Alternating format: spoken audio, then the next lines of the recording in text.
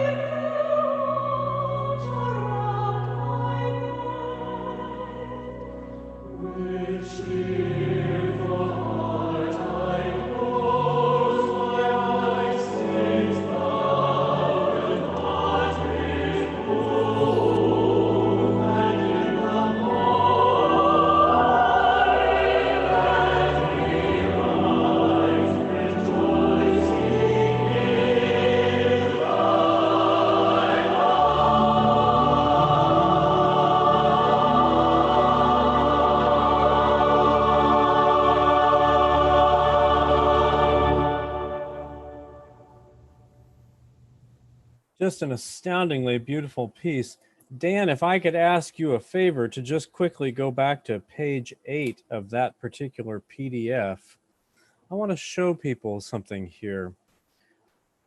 When you saw and heard that text, I lay my body down to sleep, that marvelous switch over to B major with the women's solo voices. That's the place that I simply could not get over. Absolutely took my breath away.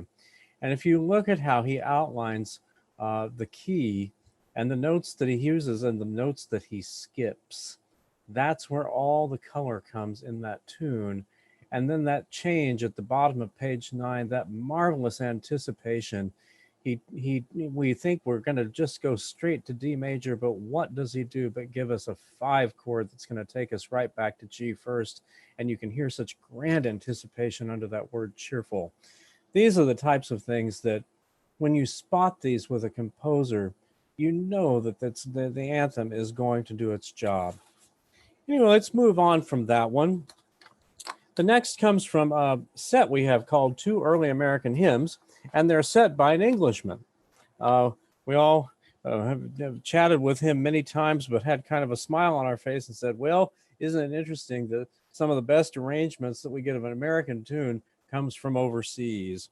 We're going to listen to one, Come Thou Fount of Every Blessing, which is on the Nettleton tune. You know, Robert Robinson, who wrote this text, was only 22 when he wrote it. Says something about what one knows at the age, depending on the years that you've lived and the time. But let's take a listen to this. It's got a lot of color changes in it, makes it well worth the surprise of doing.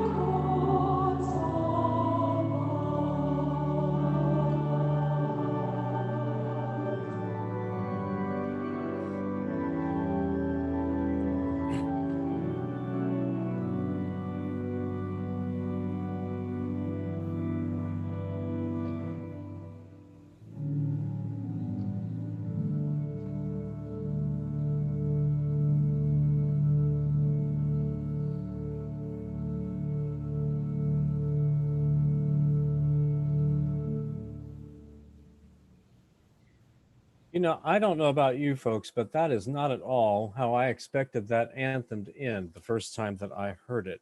That beautiful, almost memory flying back of, here's my heart, oh, take and seal it for thy courts above. It's marvelous too, when you see the orchestrational build happening in the first verse, the change of voices, and finally all voices coming in unison on praise the mount, I'm fixed upon it. Of course, in the next verse, he's modernized. We have the modern text. I always miss the word Ebenezer. Here I place my Ebenezer, my place where I shall stand. But of course, I here to raise the knee an altar. It's the same meaning. And interesting when he does the descant. Let thy goodness like a fetter bind my wandering heart to thee. It's a descant which hangs onto that tune in basically thirds and sixths. And so it's right there with it, simply expanding on the tune. Got a very fun comment about this from one of our participants today, saying the voices become the organ, which is nice, and the organ's the real star. Well, I don't know if I want to go that far. The choir might not like that statement, but certainly Antony's use of the organ is brilliant, and it certainly gets a point across, and all of a sudden the organ has taken on a role that you didn't even catch, and it surprises you. Anyway, well worth doing. The next work by Richard Busch, Oh May I Join the Choir Invisible, has long been a favorite of our choirs and mine personally. Richard has been here on the Cape for many years. He was a student at Juilliard. He was a student of Persichetti, Roger Sessions. And this text by George Eliot, pen name of Marianne Evans, is quite something. And I think most of us will know, Oh May I Join the Choir Invisible. This can be done unison, SA, TB, solo voice, or 4-part. I highly recommend it unison, as that was his original conception. I called him one time and asked him when he was going to write another piece like this. And he said, basically, I'm not, because it was too painful the first time. Because it's in memory of quite a dear friend of his, and you hear that emotion come through the piece. So here is Oh May I Join the Choir Invisible of Richard Busch.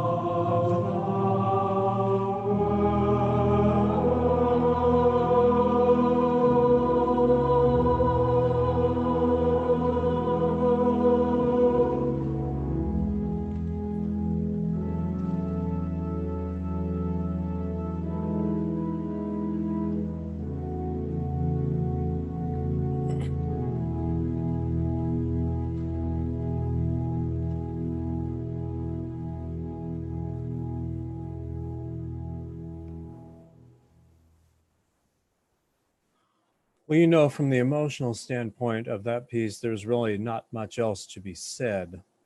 But I do want to thank Tim Knight and Ken Colson both for their comments that are coming in here, because they're very, very good points, and I want to read them to you because they're well made.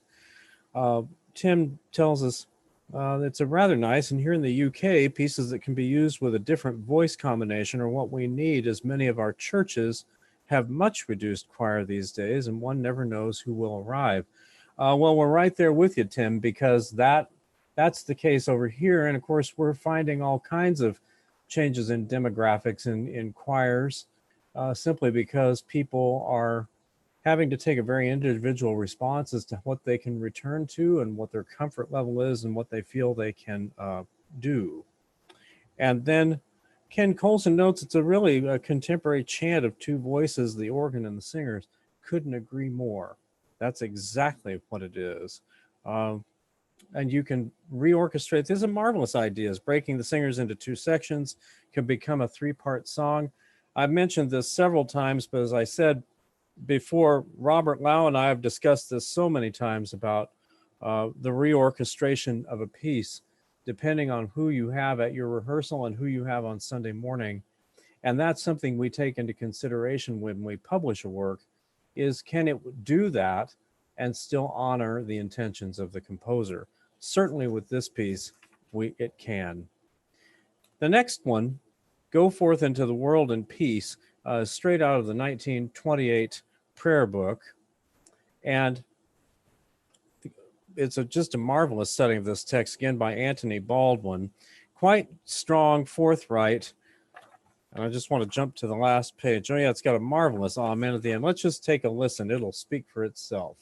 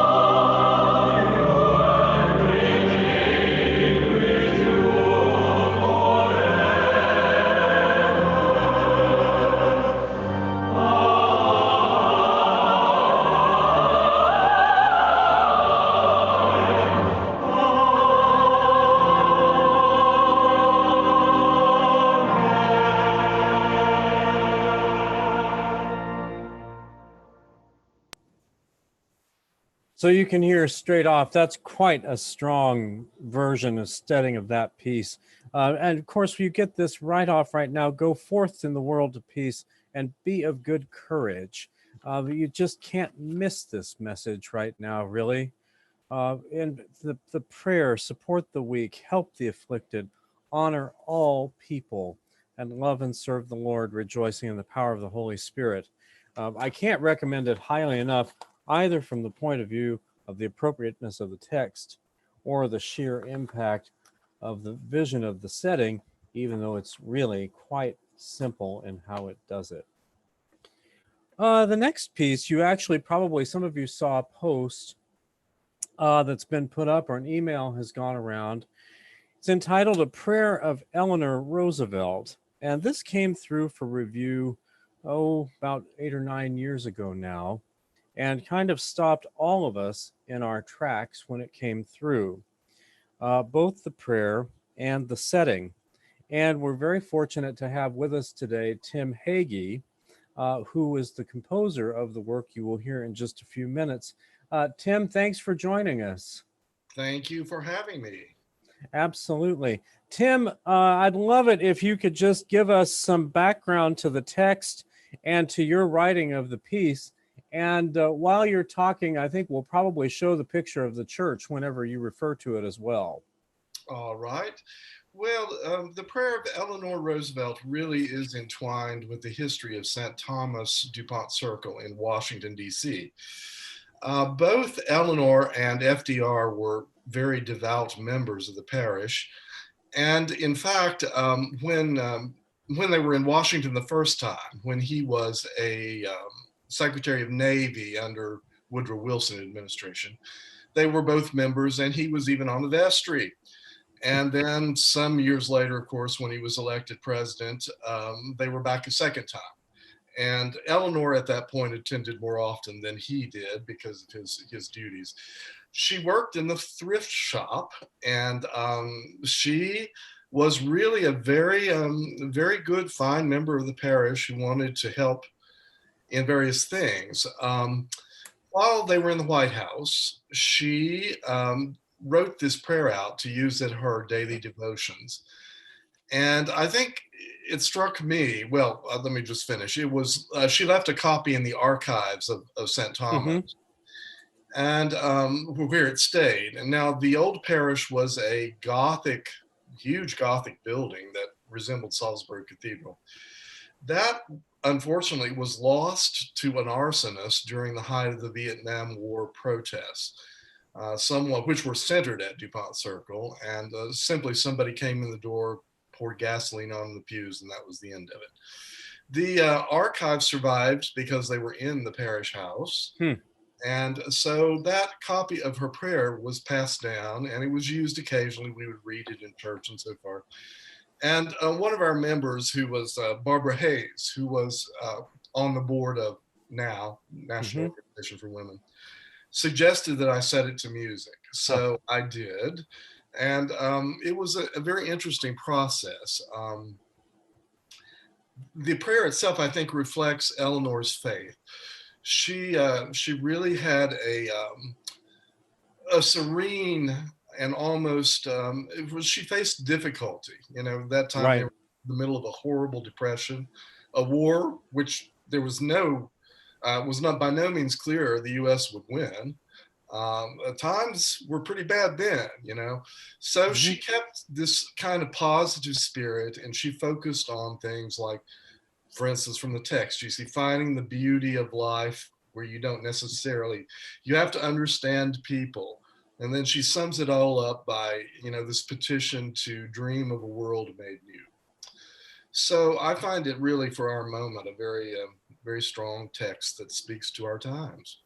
Absolutely. It really is. And I'm glad you mentioned the point that because this picture that we found of her seemed to reflect that positive spirit, that that though we need to look internally and ask God for these things, it really is something quite appropriate to now to have a vision beyond and a vision as to where we're going. And I noted you dedicated the work to Edith Hope up at Church of the Advent, who is a longtime friend of ours as well.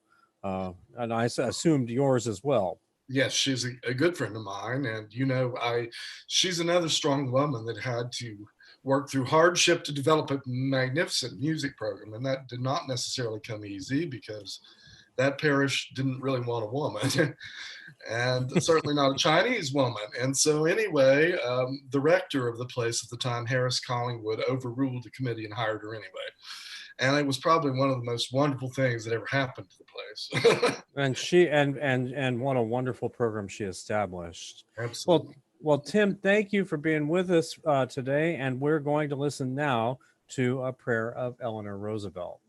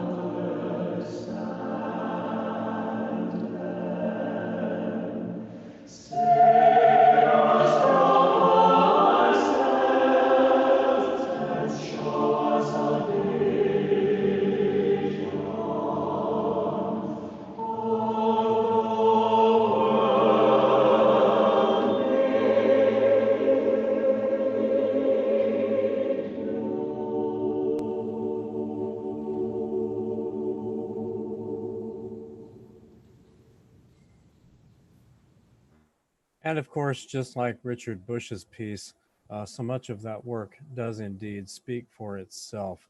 So again, we're very glad to have had Tim on with us today to hear a little bit more about the history of that work. I can't recommend it highly enough. Our next work is entitled They Cast Their Nets in Galilee by Michael McCabe. Now, a lot of folks are going to know this straight from the 1982 Episcopal hymnal, and it's just a super setting of this text. Now, Michael had been a student of Sowerby, and this is in remembrance of actually Ron Stalford, who was one of Sowerby's last caregivers. And so, again, a marvelous setting of it. The reason, however, I was wanting to have it today, the strength of the text in many ways comes in the last line. The peace of God, it is no peace, but strife closed in the sod. Yet let us pray for just one thing, the marvelous peace of God. So let's take a listen now to Michael McCabe's setting of They Cast Their Nets in Galilee.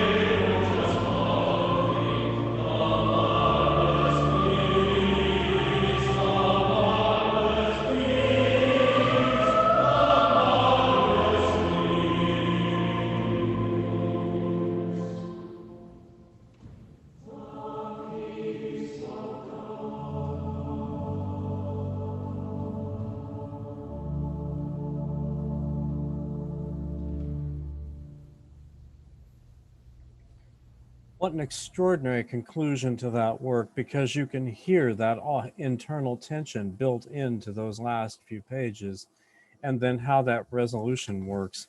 Also, as was pointed out earlier in a previous piece, the organ takes on just a very interesting role as the actual solo voice under what's almost recitation. In that second verse, they cast their nets in Galilee on that single pitch. It gives you a completely different sense of what's happening right there. But again, if you have occasion for that text, it's a marvelous setting of it. Next is a Lenten prayer, which actually could be used outside of Lent. Pardon me. Because the opening text, restore in us, O God, the splendor of your love, renew your image in our hearts. And you'll hear there's such a beautiful turn of harmony at that point. And all our sins remove. O Spirit, waken us the wonder of your power.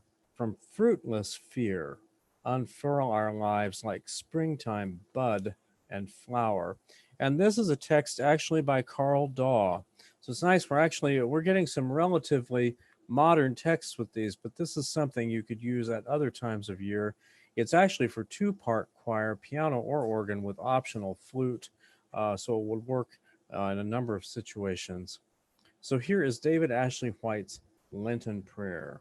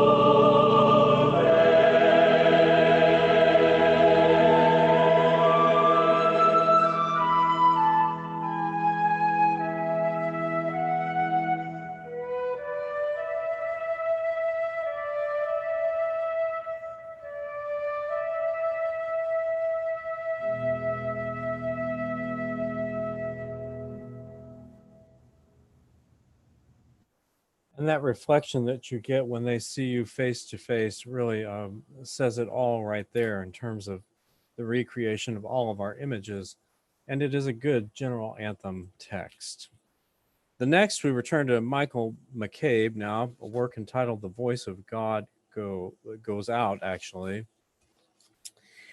This one, it's really interesting because for so long, for centuries actually, the organ has been called the instrumental voice of the church, and he uses it in that way in this case, but then he takes places of unaccompanied outcries that imitate the organ. It's a very interesting exchange back and forth.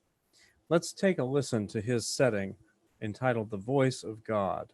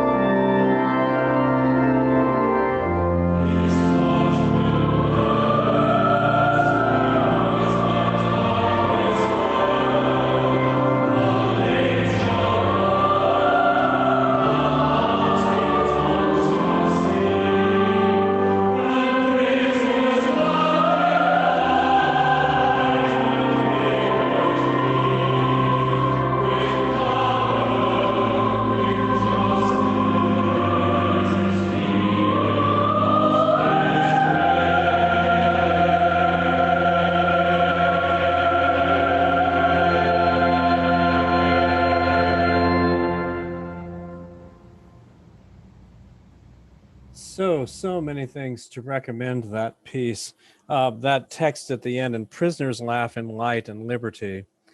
This would be a perfect anthem to go when the lectionary brings up Micah 6:8. What does the Lord require but to love justice, love mercy, and walk humbly with your God? It's a wonderful, wonderful compatriot to that text. Next, we're going to move on to a work by Margaret Sandresky, Awake My Heart to Sound His Praise. This simply will change your mood. If nothing else has in this past 45 minutes, this will. This is just one of the happiest pieces. A nice swing to it, as she says, it really is a lilt, the metrical psalm setting of Psalm 108. So if we could, we'll listen to Awake My Heart to Sound His Praise.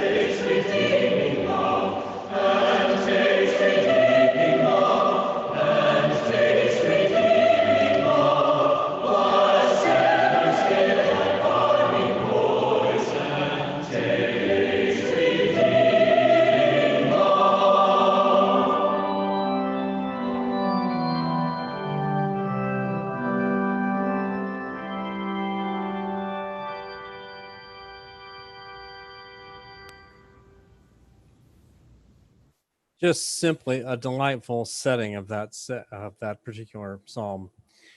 Now we're going to move on to another one of our Hymns of Praise series. This is a concertato on Jesus Shall Reign Where'er the Sun, Duke Street.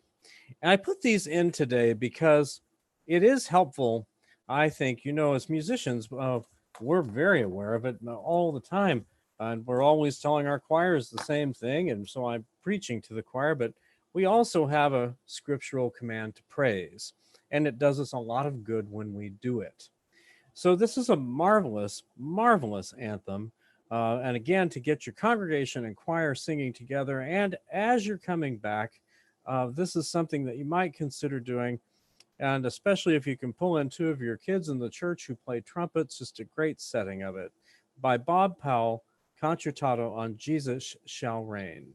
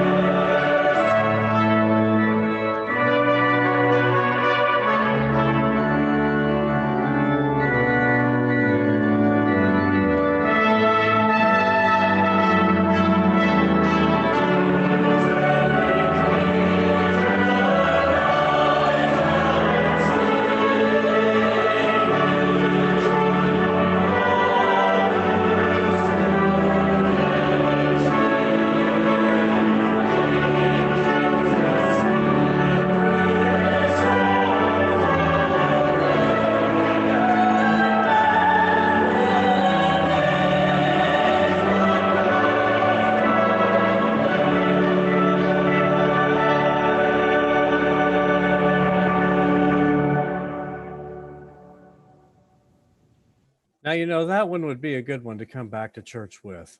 That one would just knock people over. Thrilling.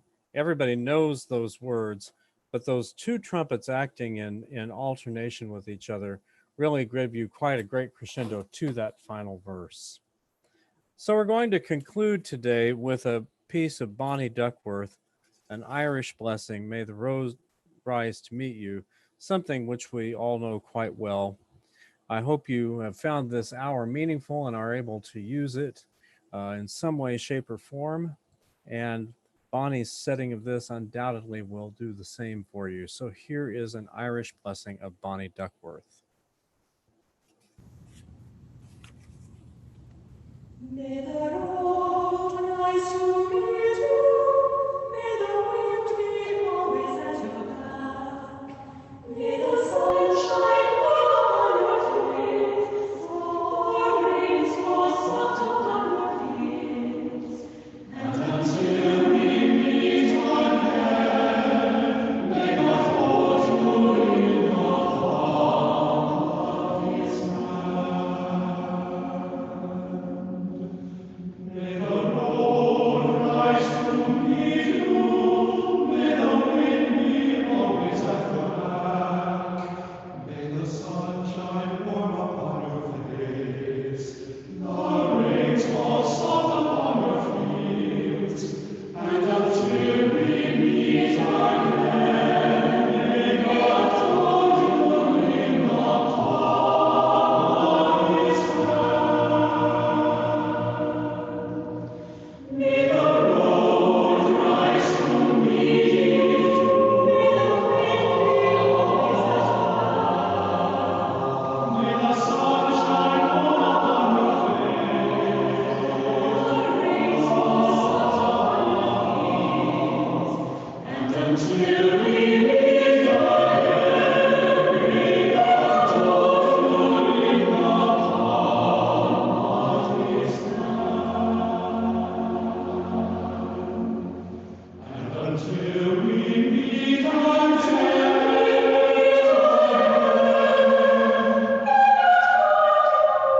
may God hold you, may God hold you in the palm of His